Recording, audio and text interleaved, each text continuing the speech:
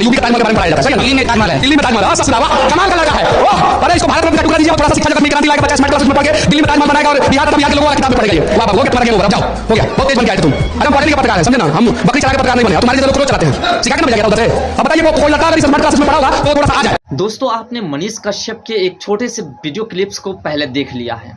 उस video clips को दिखाने का कोई ज़रूरी आवश्यकता नहीं है, क्योंकि आप लोग पहले ही इस क्लिप्स को देख चुके हो। लेकिन दोस्तों, आज के इस वीडियो में बात कुछ और करने वाले हैं, इसलिए हमने आपको उस क्लिप्स को दिखाने का प्रयास किया है।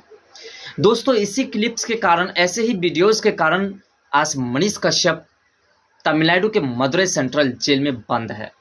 दोस्तों, ऐसा इसलिए क्योंकि मनीष कश्यप सच को उसी वक्त बोल देते थे, और सच जो है हमेशा कड़वा होता है, और सच कड़वा इतना होता है कि कुछ लोगों को बर्दाश्त ही नहीं होते हैं।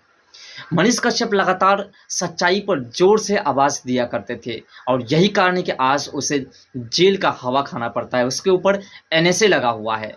ऐसा इसलिए आपने देखा कि एक बच्चा जो कि स्मार्ट क्लास में पढ़ता है, और उससे जब मनीष कश्यप कुछ प्रश्न करते हैं कि यानी कि इस स्मार्ट क्लास में आपको क्या पढ़ाया गया है, तो बच्चा भी इतना सुंदर सुंदर जवाब देता है कि मनीष कश्यप भी उसके जवाब को सुन करके हिल जाते हैं।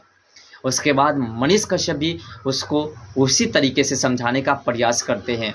वहाँ पर स्कूल के टीचर्स का भ्रष्टाचार था, उस बच्चे की गलती नहीं थी, गलती तो उस स्कूल के टीचर की थी।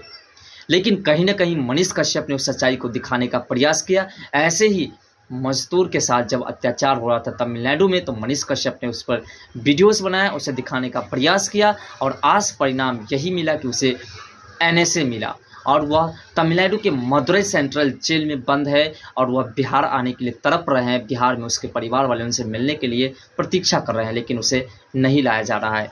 यह कहीं ना कहीं सच्चाई की पहचान है। उसने जिस प्रकार से सच्चाई पर आवाज़ उठाने का प्रयास किया, उसने उन तमाम लोगों को आईना दिखाने का प्रयास किया जो लोग भ्रष्टाचार को उजागर करते थे, जो लोग भ्रष्टाचार को जन्म देते थे। और यही कारण है कि आज जो है उसे एनएसए का सामना करना पड़ रहा है, और उसे बिहार आने के लिए तड़पना पड़ रहा है। वो बिहार नहीं आ पा रहे हैं।